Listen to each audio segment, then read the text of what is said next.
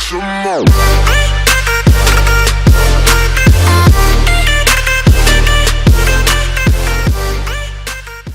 Yo, what's good, people? Izzy Max here, back again with the crew. What's up, guys? I love Crobat. No. That's my only thought. Ryan. I'm so That's your brain dead, intro? y'all. Okay. Ryan, it hit What's two going on, blind guys? Week 9. two blind hypnosises. You cannot like Crobat. I'm sorry, but look at it. Crobat is my only natural shiny I've ever caught. Oh my I got a shiny Zubat in Heart Gold and Soul Silver. And I was like, oh, sick, Crobat's gonna look so cool. And then it's this monstrosity. If you haven't noticed, we are checked out already before the video starts. No, this is the last week. We won't be casting any of this next week. Since it is playoffs, there's only going to be 2 games. I might just make a video myself, just a one-off, going over the transactions and the 2 games. But for now, this is our last week. I believe only 3 games were played. So Matt and Dark King, they didn't play because it didn't matter. Me and Noah didn't play because it didn't matter. And then Tay got a forfeit win from a coach who dropped a while back. So yeah, that's pretty much it. The red division was still kind of up in the air, and we'll see that going here towards the end. So without further ado, first game is Hunter versus Hub. Ryan, I'll let you take this one first. Yeah, this was a pretty good set. Hunter had a lot of really good play in this set. I thought the prep was pretty good. But honestly, this is a game, though, where it is worth mentioning that Hub did bring quite literally the same sets she brought against me like 3 weeks ago. She was locked in third, so it's one of those things where Hunter actually played and prepped super well. And I mean, even just like that core of Mons is really hard to deal with in of itself. And Hunter played that like super, super well. I think he had a really solid win there. But that said, he didn't actually... Hub is at this point just kind of waiting for playoffs was always my vibe, because the blue division's been locked basically forever. Oh yeah. Because once she lost against me, she was just locked in third and could never lose third place. You know. Yeah, it would have had to. Noah would have had to beat me like 8-0, and that wasn't happening. Even though I gave him the forfeit win, there was no way I got 8-0'd. Right. But yeah, like so. I know Hub did send Hunter. Hunter asked if they were going to meme this match. Hub's like, no, I'm not going to meme. And basically took that as she was going to be serious. Well, what she meant was, I'm not going to meme because I'm not bringing meme sets. But yeah, these are the same sets she's brought for the past probably 4 weeks. I think 3 weeks, but yeah. Well, yeah, the Lycanroc and the Dragonite were from 4 weeks ago, and then the last 4 were from the match against you. So. Yeah, that said, I like the Manectric here a lot. Yeah, Manectric was super clutch. Yeah, I thought that was a really good set. Yeah, some key movements in this match where I think Hub might potentially actually end up pulling it out was game 1, turn 1, the Manectric crit the Lycanroc, and that never kills from a Volt Switch. I think a Thunderbolt potentially kills, but the Volt Switch never does. Always KOs. Yeah, and the Volt Switch never does. So yeah. Then the Dusclops goes down. Trick Room doesn't get set up. Cinderace just goes in. Game 2, it was damn near a 4-0. Life Orb Death on the Cinderace, had to sack something, get something else in. And then game 3, she missed a Pyro Ball, which kind of started things going out into a spiral in game 2, or in game 3. But like I said, with that being said, she didn't really prep for her opponent, but Hunter did play very, very well and brought some really good stuff. Yeah, I liked a lot of the sets and stuff he brought. I thought it was really solid. Yeah. Especially his game 2. He had a really good game 2. Yeah. Matt, what are your thoughts on this one? I just like that we finished off the regular season with some more work from the Ice Horse. Even though it is taking your kill lead slot? Yeah, I mean that's fine. I'll take it. If I'm second to Ice Horse, I mean that makes sense to me. All right, fair enough. Good win to Hunter. This game actually, we'll get to the next one, but locked him out of wild card, which is good. So moving on here, I like being second place all season and then dropping to fourth. Yeah, we have Ryan versus Burst. So Matt, why don't you take this one? So this was, I think, one of Burst's best showings this season.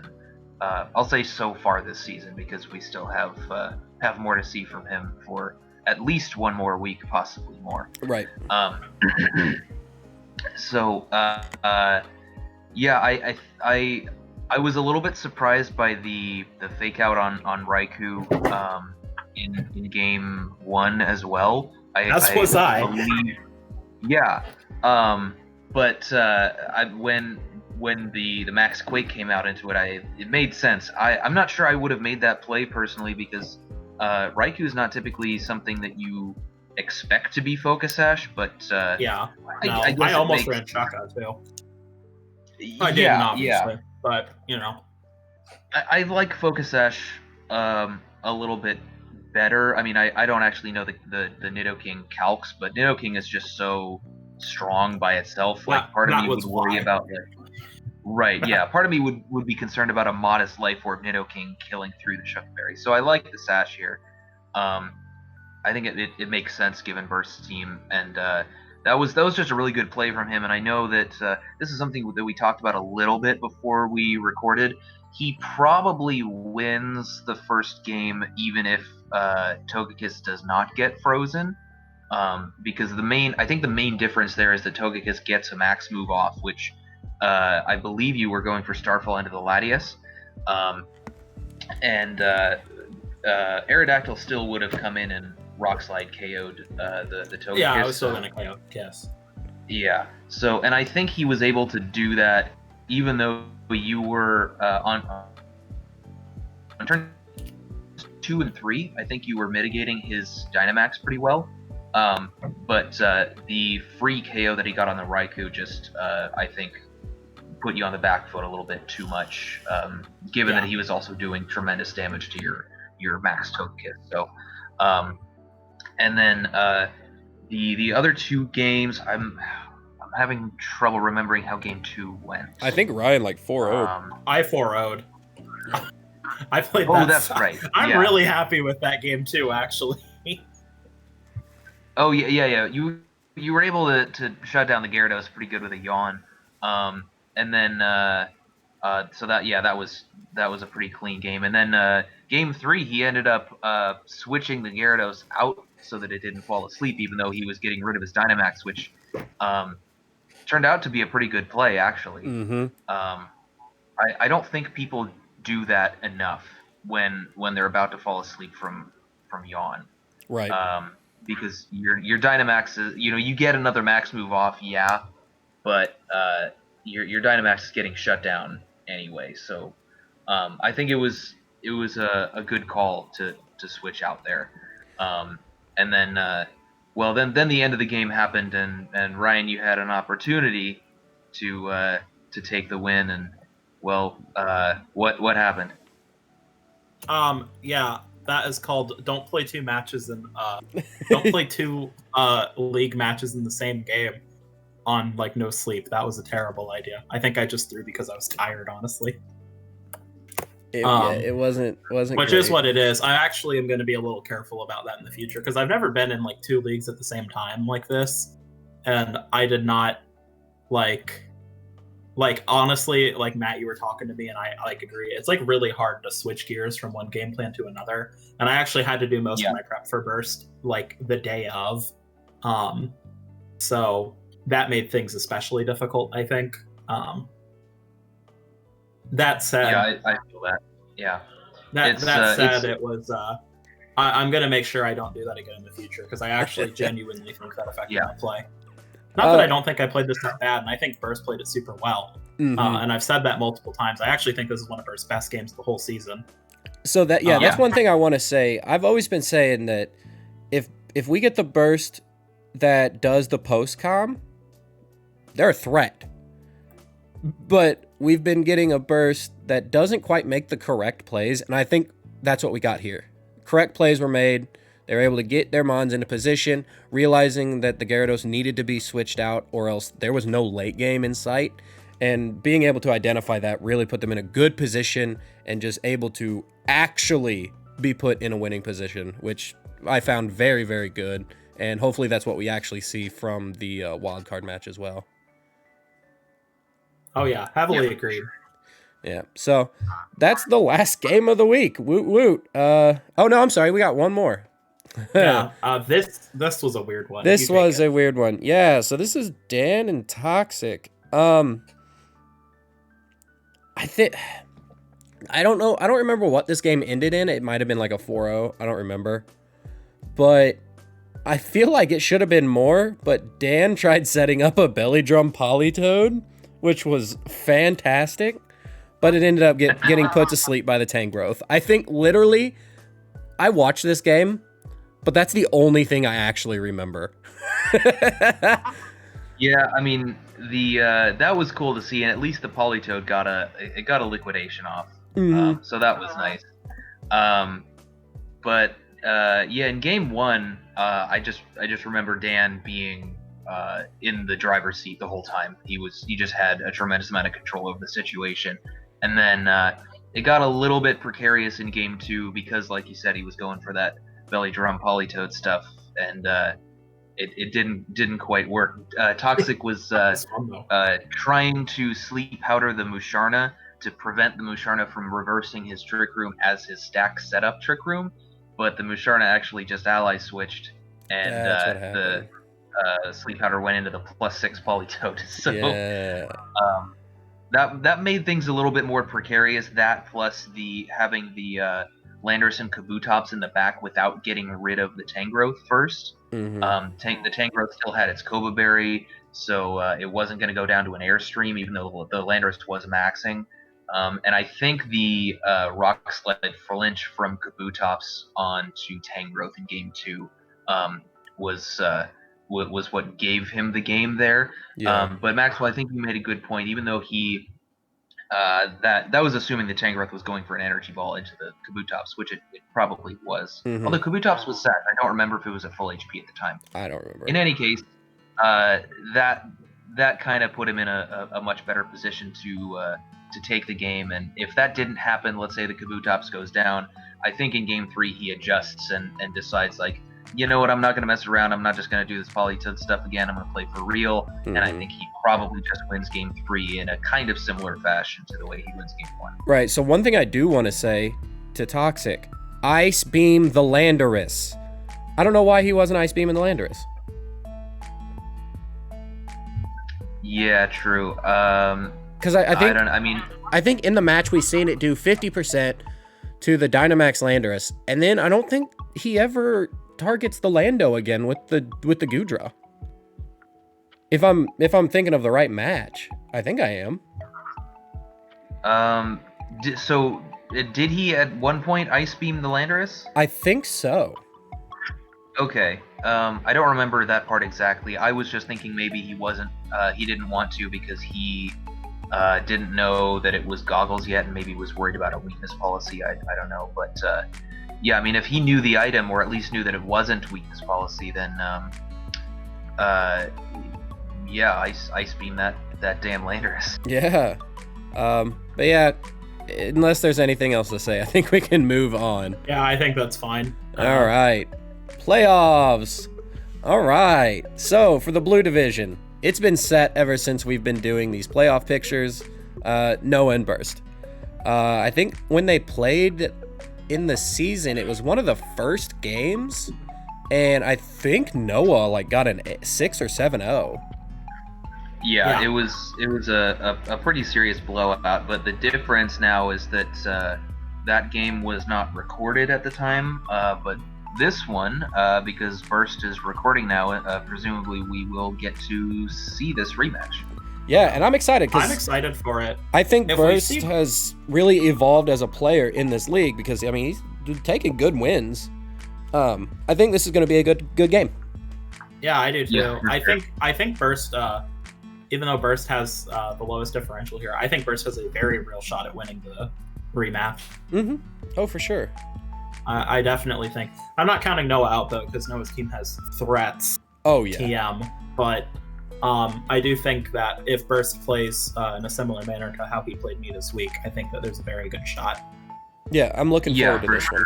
Yeah. At the same time, Noah has also had a bit more consistency in the regular season, so Yes, for sure. there's it can really go either way. Yeah, that's gonna be a really good match to watch. And then in the red division, Ryan falling from grace from second all the way to fourth, and 'Cause our playing division Toxic. sucks. This is interesting. Go Toxic because I don't want to fight Ryan again. Fair.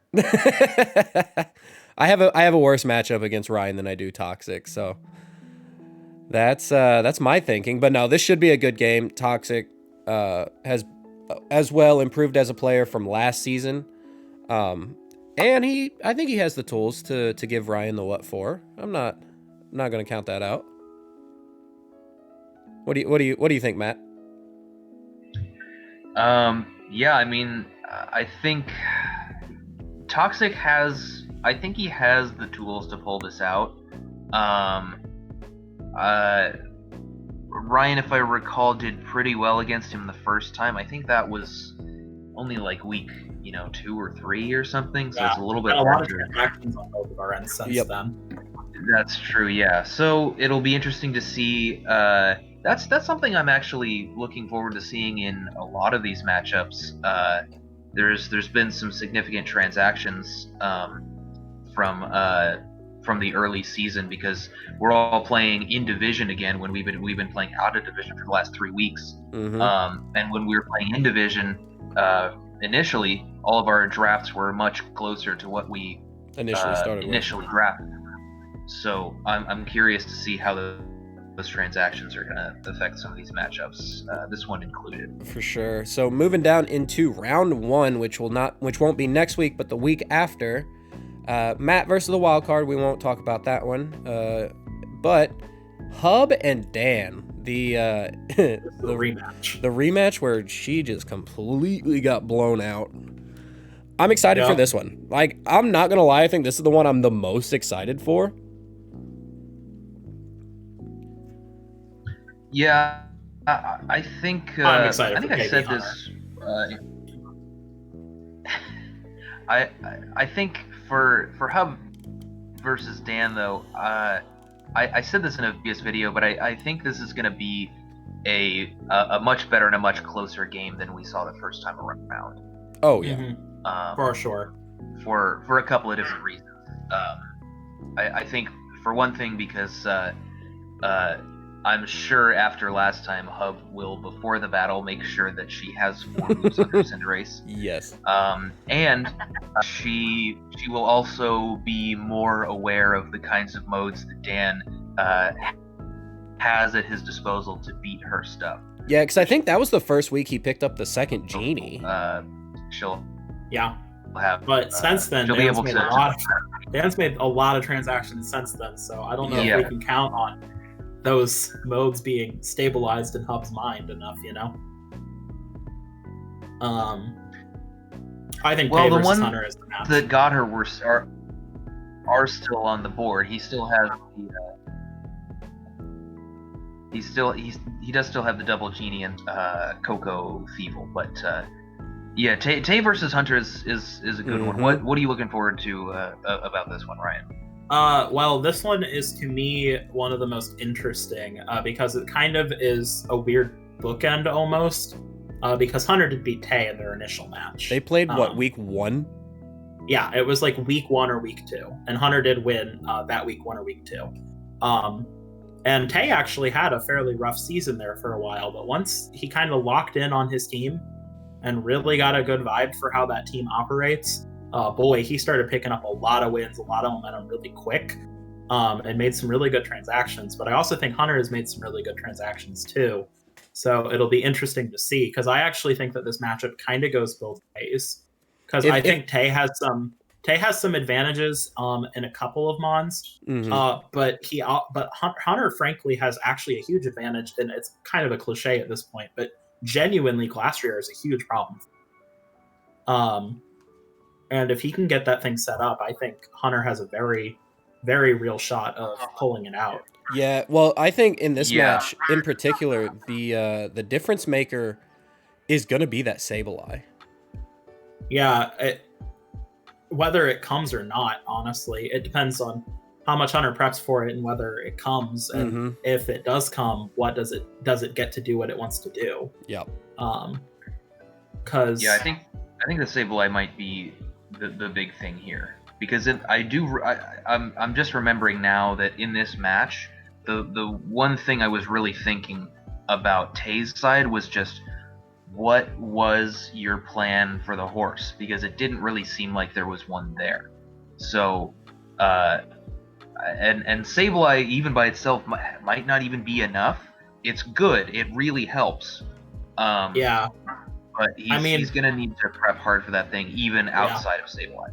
Yeah. Well, I'm talking like quashes, because like Trick Room, great, but if you're quashing the horse, it's still moving last. You can put some damage down on it.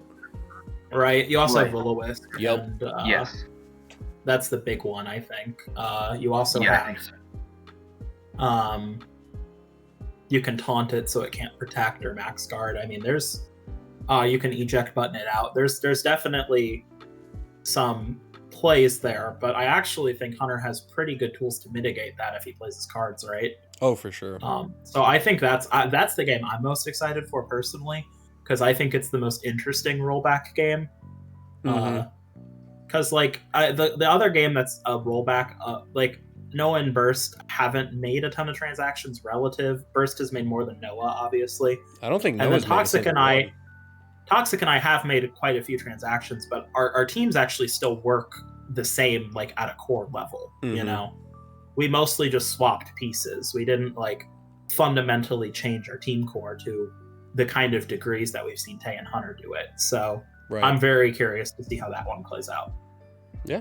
Speaking of which, we also have to keep in mind for since we've been talking a lot about these two top 8 matches that are already locked, Tay and Hunter and Hub and Dan. We do also have to keep in mind that after the wildcard matches are played, we have 2 additional transactions that could change things up quite a bit for either of these matchups. And by the way, I do want to clarify, Maxwell, especially just for folks that are watching. The ruling on that is that the mons that you can is it going to be free agents are allowed for that 2 transaction? No, or just the teams that don't make playoffs. Only from the teams that don't make playoffs. Yep. Okay, so it's going to be one of the teams that don't make it through the wild card, and the other team that didn't. You'll have 4 teams to select your stuff through. Yeah. And it's all good that stuff. Are already locked out. Yeah. And then whoever loses those wild card games. Yeah, it's all good stuff. So. Yeah. For sure. If you guys got any final words, go for it. Other than that, I'm done. Just good luck to our wildcard players. Yeah. Gonna be good matches. Ryan? Yeah. Oh, thanks for the luck, I guess. You aren't gonna give it to me any other way, so. Nope. We'll be seeing you. It was good week this week. Yep. All right. Peace.